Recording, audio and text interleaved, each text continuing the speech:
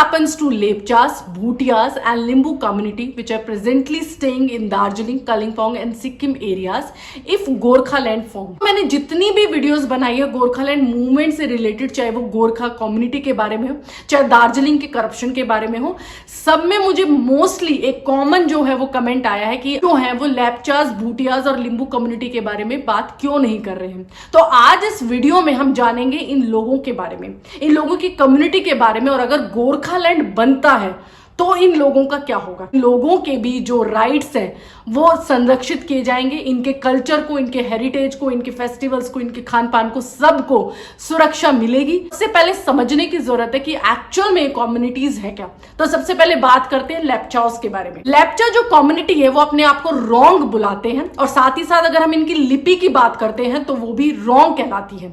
18वीं शताब्दी में ये जो लिपि थी वो बहुत अच्छी तरीके से विकसित होने लगी थी, और ये जो लोग है वो मूल रूप से निवासी बताए जाते हैं सिक्किम और दार्जिलिंग के एरियाज। अगर इनके धर्म की बात की जाए तो इनका धर्म जो है वो प्रकृति पूजा और बौद्ध धर्म का मिश्रण कहा जाता है। जो लोग हैं वो प्रकृति प्रेमी भी होते हैं। अगर बात करें 17वीं शताब्दी की, तो 17वीं शताब्दी में जो भूटिया शासक थे उनके साथ मिलकर लेप्चास ने एक रक्त संबंधी संधि पर साइन किया। संधि है वो सांस्कृतिक एकता का प्रतीक भी माना जाता है। अगर हम इनके कॉन्स्टिट्यूशन में जगह को देखें तो वेस्ट बंगाल और सिक्किम में इनको एसटी का दर्जा दे रखा है। नंबर पर आती है लिंबू जनजाति। लिंबू जो जनजाति है उसकी उत्पत्ति हुई थी पूर्वी नेपाल से, यानी जो लोग हैं 18वीं शताब्दी में जब गोरखा साम्राज्य अपने पैर फैला रहा था दार्जिलिंग और कलिंगपुर एरियाज में जाके, वहां पर उस टाइम कुछ जो लोग हैं वो पूर्वी नेपाल से भी आए थे, जिन्हें हम लिंबू कम्युनिटी के बताते हैं।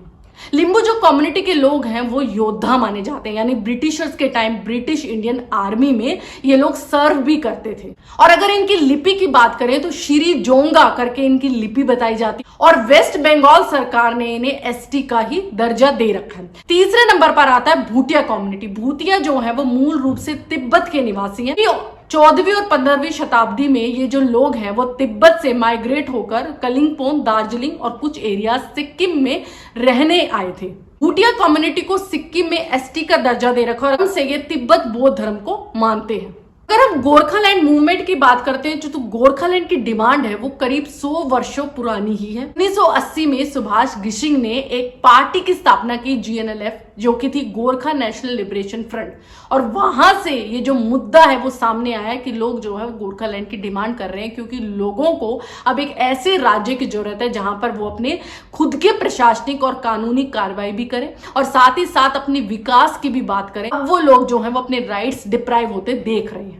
लेकिन एक अहम सवाल जो सामने आता है कि क्या गोरखालैंड सिर्फ नेपाली स्पीकिंग इंडियन गोरखास के लिए, या फिर उस हिल के सभी लोगों के लिए है जो कि दार्जिलिंग और कलिंगपोंग और डोर्स जैसे एरियाज में रहते हैं। मैं बात कर रही हूँ लेप्चास, भूटियाज और लिंबूज की। जब हम गोरखालैंड मूवमेंट की बात करते हैं तो बहुत लोगों को कंफ्यूजन हो जाता है कि सिर्फ गोरखा कम्युनिटीज के बारे में है जो कि लोग रहते हैं दार्जिलिंग, कलिंगपोंग और डोर्स के एरिया में। गोरखालैंड नेम जो है वो उस राजनीतिक संघर्ष का प्रतीक माना जाता है जो कि दशकों से गोरखा समुदाय के लिए किया गया। मतलब ये नहीं है कि ये जो गोरखालैंड मूवमेंट की डिमांड हो रही है वो सिर्फ गोरखा कम्युनिटी के लिए हो रही है, पर रह रहे उन सभी लोगों की आइडेंटिटी के लिए हो रही है उससे कलिंगपोंग, दार्जिलिंग और डोर्स के एरिया में रह रहे हैं, यानी लेप्चास, भूटियाज और लिंबूज की। अगर हम गोरखालैंड की सक्सेस की भी बात करते हो तो वो तभी सफल होगा जब वहां की माइनॉरिटी कम्युनिटी जैसे कि लेप्चास, भूटियाज और लिंबूज के राइट को भी सुरक्षा मिलेगी, क्योंकि उनकी आवाज भी सुनी जाएगी, उनके फेस्टिवल्स, खान पान जो है उनको संरक्षित किया जाए, साथ ही साथ उनको पॉलिटिकल नेतृत्व में भी जो है समान रूप से अधिकार दिया जाएगा। गोरखालैंड एक ऐसे राज्य की मांग की जा रही है जिसमें जो हिल के ये लोग हैं जैसे कि गोरखाज हुए और लेप्चास, भूटियाज और लिंबूज हुए, वो सभी वो एक साथ रहें और एक साथ रहकर वो अपनी डिग्निटी को भी मेंटेन करें, यानी उनके कल्चर को, हेरिटेज को, उनके राइट्स को कोई भी ना दबाए और वो सम्मान पूर्व रह सके। गोरखा नेता हैं वो इस कंफ्यूजन को दूर करने के लिए जो लेप्चास, भूटियास और लिंबू कम्युनिटी को भी अपने आंदोलन में शामिल करने को कह रहे हैं, लेकिन देखा जा रहा है कि ये मिली जुली जो प्रतिक्रिया है इस पे, यानी जो कुछ लेप्चास कम्युनिटी के लोग या भूटिया कम्युनिटी के लोग जो उनके संगठन है या जैसे लेप्चा विकास बोर्ड हुआ, वहां के जो लोग हैं वो इस चीज से कतरा रहे हैं, क्योंकि कहीं ना कहीं उनके मन में डर है कि अगर गोरखालैंड बनता है तो कहीं ना कहीं वो सिर्फ गोरखा कम्युनिटी के लिए होगा, सिर्फ वहीं के जो लोग हैं वो राजनीतिक लाभ ले पाएंगे, प्रशासनिक सेवा का लाभ वो ले पाएंगे, बाइजनेस कहीं पॉलिटिक्स हो जाएगी, विकास भी है जो वो सिर्फ गोरखा कम्युनिटी की तरफ ही होगा।